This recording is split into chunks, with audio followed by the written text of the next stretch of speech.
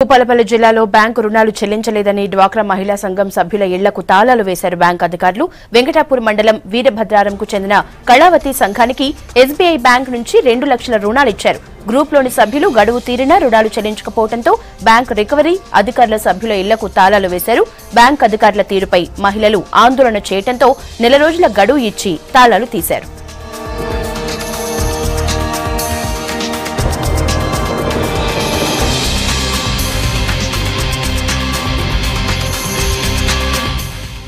గ్రూపులో 20,000 అప్పు తీసుకున్నానండి.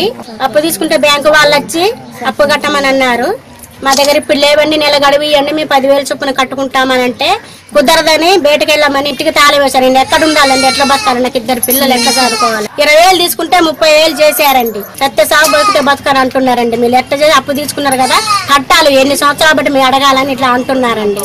మాకు అసలు ఆర్థిక పరిస్థితిలో ఉన్నాము, కట్టే పరిస్థితి లేకనే కదండి మేము కట్టకుంటున్నది. ఇప్పుడొచ్చి ఇబ్బంది, ఇప్పటికిప్పుడు కట్టమంటే మేము ఎలా కట్టాలి? 3 ఆపరేషన్లు అయినాయి. ఇట్లా అంటే తక్షణం ఇప్పుడు అప్పు కట్టాలని అంటానండి. నా దగ్గర డబ్బులు లేవు, నాకు నెల రోజులు గడువు ఇయ్యమని కాళ్ళ మీద పడ్డా గానీ ఇప్పుడు నీకు గడువు ఇయ్యం, తక్షణం కట్టాలి, నువ్వు సత్య సాగు బతికితే బతకనని అన్నారండి.